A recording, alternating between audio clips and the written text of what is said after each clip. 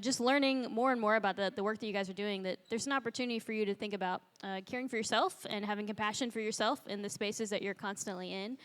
So we're going to talk about vicarious trauma today, and so we have some professionals here to chat about those things with you. We'll have about 30 minutes of conversation with just them. We'll give you guys some time to maybe just discuss amongst yourselves some thoughts that come up, and then give you another 15 minutes or so for Q&A with the panel here as well. So I'm just going to go ahead. I guess I should introduce myself. I'm Sarah. I'm with For Evansville. And I'll introduce our panel up here. This is Lisa Seif, and Lisa is a licensed clinical social worker, nationally licensed and certified in addiction counseling, and certified court substance abuse specialist here in Evansville, and has a practice, and someone that I know has been connected to nonprofits as well. We have Leah Houghton, and Leah is a licensed clinical social worker at Crossroads Counseling Center, and Leah told me she's been here about 2.5 years. So she's still learning about Evansville, so a lot of great things for her to learn about organizations here today. And then Homer Bradford, and you guys met Alicia this morning. Homer also works at Building Blocks, but he's also a pastor on the west side of Evansville, and has a focus in pastoral counseling, so we'll have another perspective there as well. So if you guys can welcome them up here, that would be great.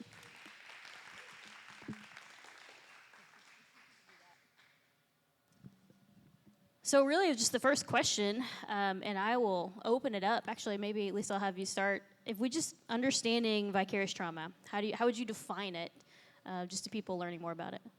Well, just to maybe talk a little about the history of trauma, it really started with post-traumatic stress disorder after the Vietnam War in the 70s. Before then, you never even heard the word trauma. So we started to hear through veterans a lot about post-traumatic stress disorder, and from that came a lot of studies about trauma. Well, then the past decade, trauma-informed care has become a big deal for us to all be aware of and be educated about. So from trauma-informed care came the vicarious trauma, because many of us that are in these facilities day in and day out working with traumatized populations, we carry it home. So vicarious trauma came out of that, understanding what makes us tick and how we're influenced by the people we care about and the people that we're working with. In kind of preparing for this, I looked up a little bit of information about, I have my definition, right? I kind of wanted to see what else was out there, and I agree with Lisa. A lot of it came out of the PTSD of post-Vietnam. What I saw a lot was the link between, it said vicarious trauma / compassion fatigue. I personally disagree with that. I think compassion fatigue and vicarious trauma are two very separate things, and I think we have to be careful that we don't lump them together in the way that some of the online resources and things do. My definition would be that vicarious trauma is actually much more significant. I think as in the helping professions, we can all get a little bit of compassion fatigue, just a little frustrated with seeing some of the things over and over again, seeing some of the learned helplessness and powerlessness that we see. But vicarious trauma really being a set of really significant symptoms that affect us as helping professionals, a set of issues that spawn nightmares, just significant emotional dysregulation, things like that are much more significant than just that idea of compassion fatigue. And I would say, just to kind of add on to that, from a definition of vicarious trauma, if you're thinking of yourself like a sponge, right, and you're working with a population group that has experienced a lot of trauma in their lives, in a lot of ways that vicarious trauma is whenever you're kind of soaking up some of that trauma and you're taking it in, and it's building up cumulatively within yourself over time, and you may not necessarily realize it at first. It's kind of like a cousin of secondary trauma, where secondary trauma is something where it could be just a one-off instant and you're immediately impacted by maybe hearing a story or working with somebody that has experienced trauma. But that vicarious trauma is typically something that kind of builds up over time, and you may not even be aware of it. They just triggered me into thinking about vicarious trauma in another way. Maybe you all haven't heard the term codependency, but a lot of what we see now, at least in psychotherapy, and Sarah and I were talking about this codependency. It's, in a nutshell, when I love you, I lose me. So we're seeing that happen a lot in romantic relationships, family systems. When I love you, I lose me, because my identity is tied into taking care of all of you. So then they reach adolescence and and they reenact these relationships. It's generational compulsion. They get in these relationships where their identity formation comes out of how these other people see them and the approval from other people.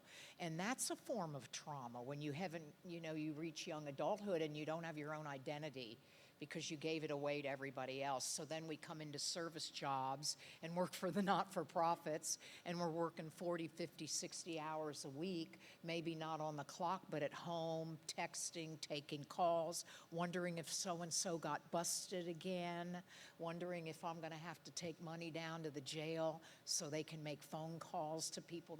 So there's just all this overload of codependent attachments that I think us in the helping profession, what I've seen in 35 years anyway, we get stuck in that trap. And it feels like we're traumatized too, just watching other people, like living in a war zone. You guys can keep that one. Yeah. What are, I guess I want to highlight too, I know not everyone in here is maybe directly working in a space where you're experiencing that, but you guys are a part of a team and you're all working together and experience the things that other people on your team experience. So I think it's important to think about too, what are some signs maybe that people could be looking out for when those things come up? Sure, I think some of those signs, right, they're going to look a little bit different for everybody, but if you start noticing yourself really getting incredibly irritable, I think that can be one of the most significant signs. I know that sounds a little silly sometimes, of like, well, we all have bad days. We all get a little bit irritable sometimes, but this is above and beyond, right? Just kind of really irritable, dreading going to work in a way that is not your usual, right? Not finding yourself really engaged with the people that you're working with, and that may be your coworkers or the population with whom you work. Those can be some of those things. Even nightmares, right? I can say from my own personal experience, having worked with trauma, there have been occasions where I would find myself having dreams where I was the person experiencing something I'd heard someone else say, right? Like, so they'd be describing to me something horrific that had happened to them, and then I would have dreams of those, right? That is a symptom of vicarious trauma. So those can be some of those. They might be, and if you go to, the Department of Justice has a wonderful kind of website with a lot of things that talk about sleep disturbances, changes in sleep and appetite. And again, like, we all have bad days, we all have bad weeks. We're talking about this is pretty significant and out of your normal. Those can be some of those. Just finding yourself in like a meeting and just really not even wanting to be there, not wanting to talk about cases, not wanting to talk about the population with whom you work, those types of things. I think those can be some pretty significant signs that this has gone just past compassion fatigue, and this has gone into we're just not even wanting to be here. This is affecting us at a deeper level.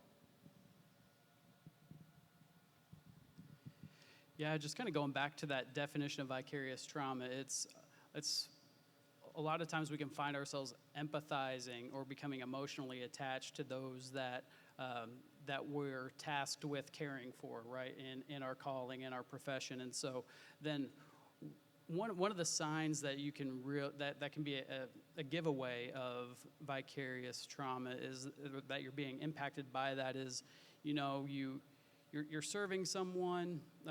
We'll just use a counseling example. Like, you hear in the counseling room somebody opens up and they share something that they are a victim of something that is really horrific, and you feel it, right? You feel it. And one of the symptoms of knowing that you may be impacted by vicarious trauma is if, the rest of your week, you're really feeling it. Maybe you're feeling that sadness, you're feeling that anger on behalf of that person who is going through a difficult situation or a difficult circumstance. And so that's a dead giveaway, as well as, like, if you're really carrying something all the time and it's impacting you and impacting your emotions. One of the things I've seen consistently in my career, people in vicarious trauma or have been born into systems that are traumatized, one of the things I have noticed is substance use and abuse.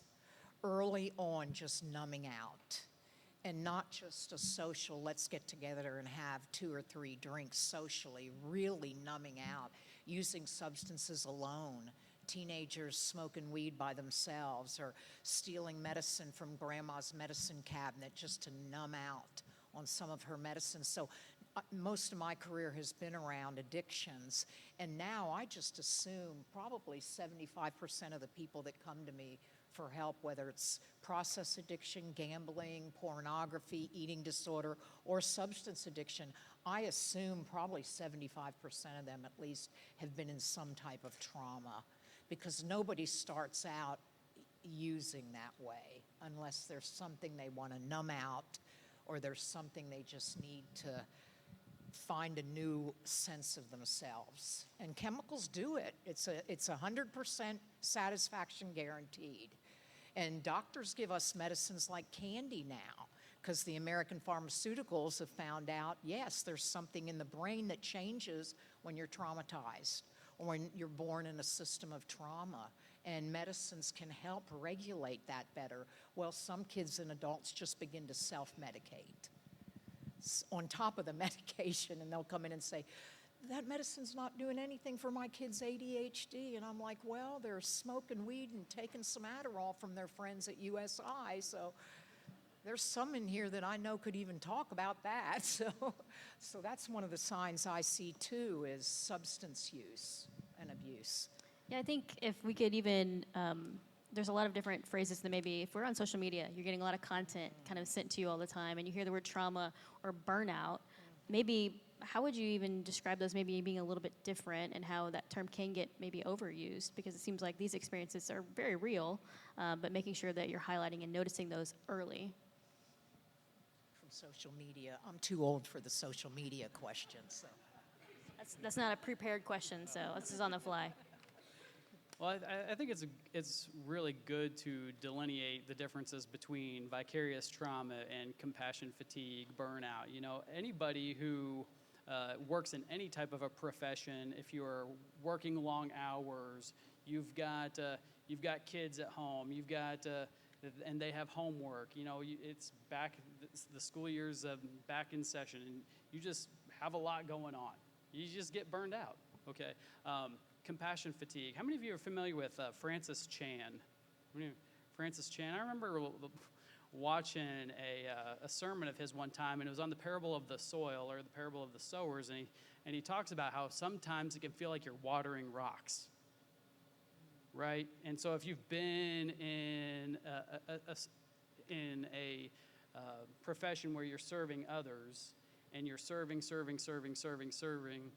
it can feel like you're not making a difference. And so then you can kind of become numb, and you kind of have that compassion fatigue, you know, if you've been in it for any length of time. So whereas vicarious trauma, it's something that it's impacting you emotionally, mentally, and you're carrying it with you for long periods of time, and it can really start to take a toll on you. And so I think it helps to know that, because I don't want somebody coming away from today and being like, oh my goodness, I have vicarious trauma, whenever maybe you just need to take a vacation. Absolutely. Yes.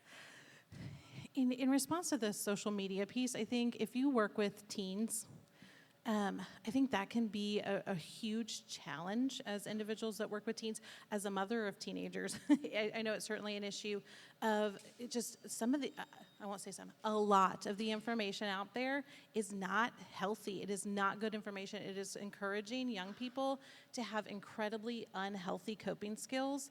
And I think some of that is, as they live in at least was talking about those traumatic environments, those trauma-based environments, they're being encouraged to have even more poor coping skills. And I think sometimes when we can, if we can educate around that at all for folks, and again, that's not necessarily speaking to us as professionals, but if we can speak into that, I think that can really help some of the individuals that we're working with, and us, right? Like, I know that sometimes we all do that doom scrolling thing from time to time. and really being careful that what we're allowing in is good and healthy stuff for us. A lot of supervision and monitoring that traumatic families just don't have the energy to do. And it takes so much of that, really. You guys have talked a little bit about how that might show up in your workplace, which is obviously partially why we're here, but also how can that show up personally in your family, in your life with your family, life with your friends, socially, outside of your workspace as well? Wow. I think most of us in the helping profession have some of our own things to identify, but I didn't really identify the trauma, how trauma affected me personally till I got in this profession, really. I think I either denied it or I don't know, but my mother was a survivor of the Holocaust. My mother was one of the last boats that came over from Germany and came into Ellis Island in New York and went into a convent where the nuns taught her and her sister Ilse the English language. When I was a child, and they never talked about it, but and they didn't know about post-traumatic stress disorder back then, they would just lock you up and put you on shock treatments and Valium. I didn't understand what was going on with my mother, but I know as a child I had a lot of anxiety and a fear of going to sleep and a fear of danger. And there was no reason for me to have that. My father, we were safe in our home. Well, later when I learned about trauma and epigenetics, now I look back and I think I probably inherited some of my mother's anxieties. And that's why at 5 and 6, I was scared to death of the dark, scared to be alone. And that went with me into my college life, adult life. I didn't want to be alone. So I always had to be with people. And where do you go when you always want to be with people? The bars or people that are staying up past midnight. So I didn't really start unraveling how in my personal life I was affected by that trauma until I became an adult. Now I'm aware of it, aware of my own anxieties and how I can dysregulate sometimes when I'm disappointed in somebody. I can kind of catastrophize it. Or if I'm angry at somebody, I don't go into rage, but I can be angry for a couple days. It affects my sleep. I want to turn everybody against that person. I have fantasies of homicide. No, I'm teasing. But no suicide, just homicide. You know, and I'm in a 12-step program that helps you stay aware of your emotion. There's a movie now, Inside Out, too, helping people identify what their emotions are. In my day, you just suck it up, buttercup. Nobody cared what your emotions were unless you were performing. And then there was a lot of adulation if you were doing good. So I think it's just in personal life to continue to stay open to yourself and stay teachable and give yourself permission to be human, because that's the highest we get anyway. So I think personally that's been my journey. I think going back to some of those other ones, right? Sleep disturbances, appetite disturbances, just not wanting to engage with things that you used to enjoy, the people that you love. I referenced earlier like that doom scrolling thing. I think we have created a society, if you will, where those unhealthy just completely disengage with reality is so easy and so possible. Put on Netflix and watch a show. And again, I'm not saying that like, if that's how you unwind at night, I'm not suggesting that is in any way, shape, or form bad. I think it's when it becomes, you're not engaging in other things because that's all you feel like you can do, right? It's just to sit on your phone and scroll or do some mindless game on your phone or watch some mindless television, and you're isolating, you're not engaging with people that you care about.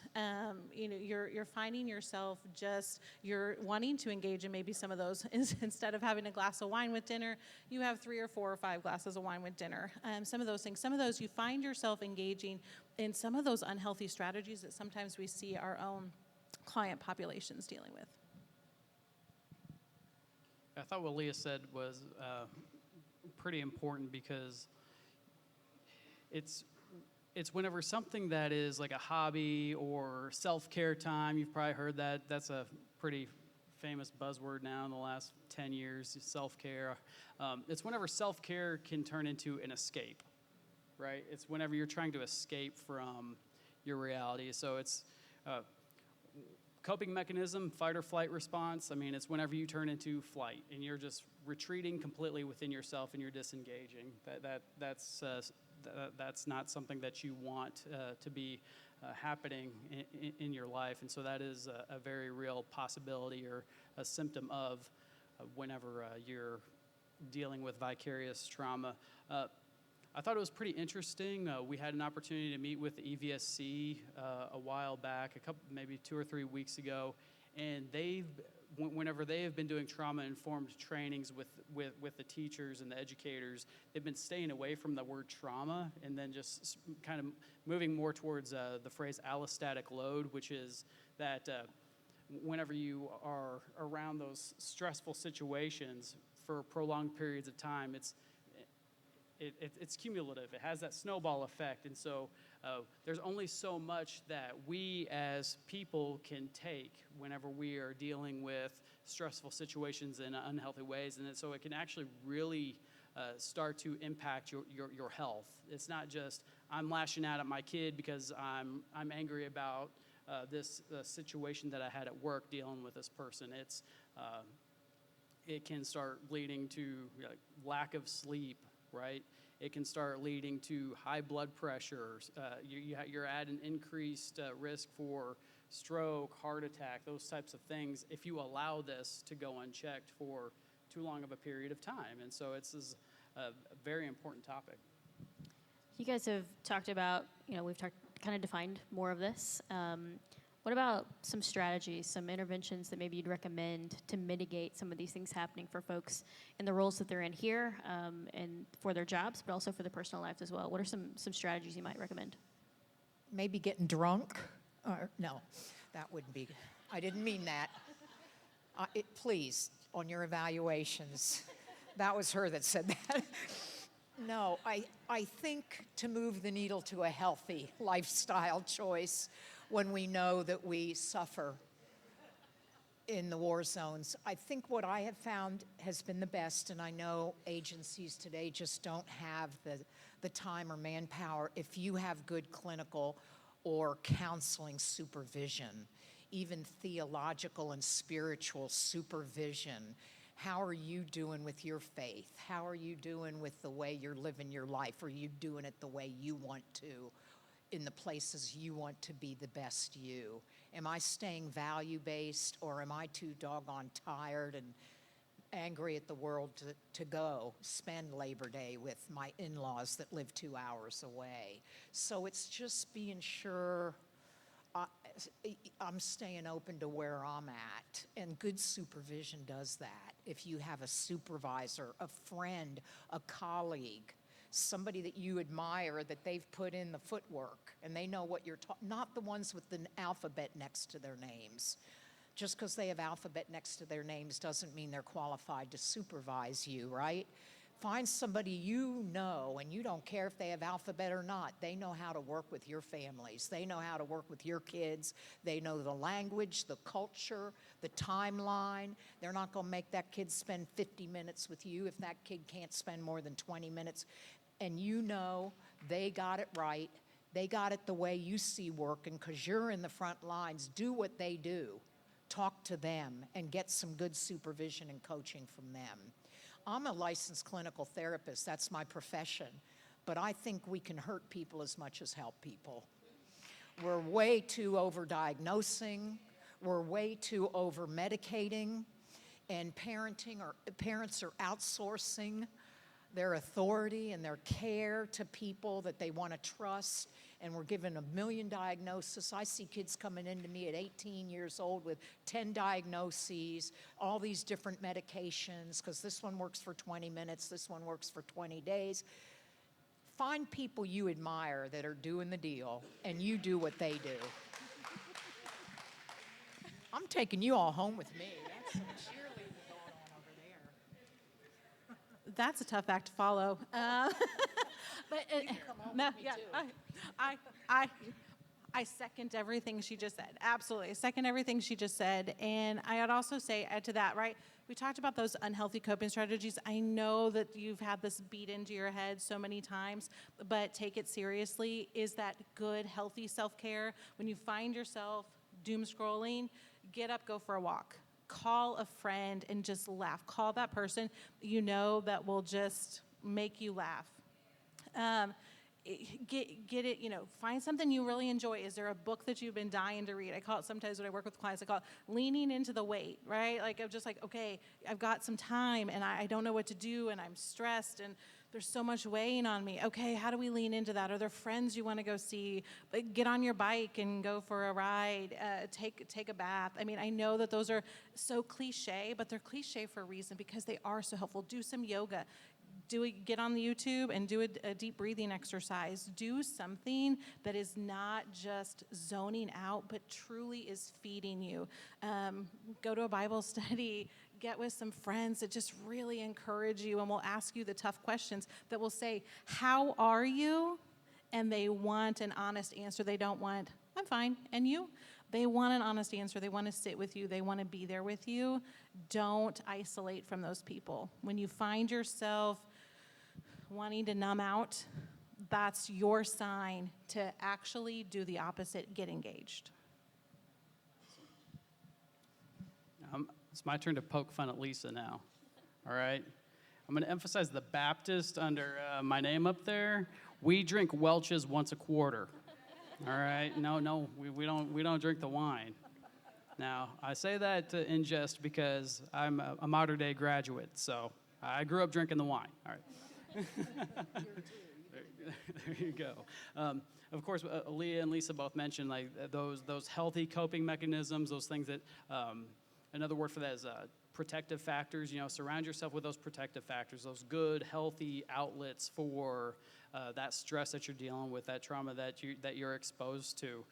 Doing the hobbies, as long as they stay hobbies and they don't consume you, right? It's you mentioned the bubble bath, and then I would also add just really having an awareness of yourself and your upbringing, because some of us are dealing with traumatic experiences in our life. We have experienced things, and so if you have an awareness of that and you are finding yourself in a situation where maybe you're serving someone that or somebody that's entrusted to your care through the Dream Center, through Potter's Wheel, right? Know that it's very realistic that if you find yourself in a situation with somebody that you're called to care for and they're experiencing something that you have experienced yourself, you may be at a heightened risk to maybe be triggered by that. And so one of those strategies that I would suggest is being able to, one, recognize that, and if you know that you have been triggered by that, go to your supervisor and say, and hopefully have that safe space with the organization that you work for, and be able to explain to them, hey, I've got this in my background, I'm really struggling this one, can maybe somebody else take this? I think all of us probably got into the professions that we did because of our past experiences. I was listening to Christian radio about a month or two ago, and somebody had called in and she said, I'm going to college to be a Christian counselor. And I thought, well, that's awesome. And it was based off of her past experience. And I thought, well, you know what? About 5 or 6 years in, I think all of us, whenever we first get into these lines of business, these lines of work, we want to go out and save the world. And we have this passion, we have this compassion, and so we want to be able to make sure that we're keeping that passion and compassion going. You just reminded me of something. You're a modern day grad? Oh dear, you guys know for every fourth Catholic you'll find a fifth. No. I wanted to say this too, because I'm a lot about taking care of our insides. And I'm glad that you all call this faith-based. What you do is faith-based, not religion-based. Because I've seen a lot of people traumatized by religion. And I've seen people that don't have they're great with their biblical memories and scholarly and attending their churches, but they don't have faith. They have religion. It's hard to believe in a God that you think screwed you over to begin with. So I think the whole idea of you're talking about dealing with trauma, if we can restore our own faith, that no matter what we've seen, there is some good, and help steer our folks back to not religion so much, but just faith. Bryce and I are in a program that demands that we understand that consciousness for our own self-wellness and our balance. They did a study on like thousands of high school kids a few years ago, kids that were high in the arts, kids that were high in athletics, and kids that were self-esteem. You know what they found? The kids that had, and they asked them all these questions, the kids that had the highest self-esteem were not the ones that were best in the arts or best in the academics or best in athletics. The kids that had the highest self-esteem had faith. They had faith. So I think there's definitely something we can help folks work on there that isn't so theological thumping, and I love that that's not what you all do in your faith-based programs. But to help restore that, I think is a real strong tool against continuing to reenact trauma in our own lives and other people's lives. I had to throw that in. How much time do I have? You're good. Oh, I've we've got plenty of time. I got one more question that I want to ask for you guys to kind of go through, unless you had some recent. Okay, one more question to kind of go through, and then give you guys some time to discuss together, and then we'll have a Q&A with the panel here. Any questions that you're thinking of? But for the last question, what can organizations do? What are maybe some practices or things that you've seen or heard of or know that have worked in organizations to create this kind of safe, informed care environment? Anything that you suggest or have heard or know of? I think to piggyback on what Lisa said earlier about finding your people, it doesn't matter if they have an alphabet behind their name or not. I think organizations that have kind of a mentorship program or or have really good healthy supervision in place is really fantastic. And here's the thing, if you are a supervisor, model this, right? When you have your team meetings, model taking care of yourself, being like, hey guys, I know it's been a really rough week. We've had XYZ happen. Like, how are you guys taking care of yourself? Here's how I'm taking care of myself. Or even modeling like, hey, I went and saw my therapist yesterday. How about all of you? And really modeling that for your staff if you're in a supervisor position, or encouraging your supervisors to do that. Having resources accessible and available, knowing who and where they can go to immediately, and saying and really encouraging them. I know I've been part of organizations that even though we provided counseling, this isn't the case with Crossroads, but organizations where even though we provided counseling, it was really frowned upon is we as mental health professionals, if we actually sought mental health treatment. And that is a culture that will lead to burnout, compassion fatigue, and vicarious trauma so very, very quickly. And guess what? We had huge turnover because it wasn't helpful to people.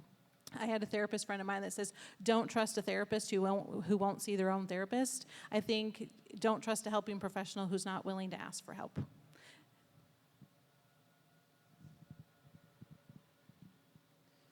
I'd say that really kind of going back to something that I mentioned earlier in terms of having a workplace or an organization that is trauma informed is basically having those supervisors that are plugged in, and creating a safe place for folks to be able to be approachable.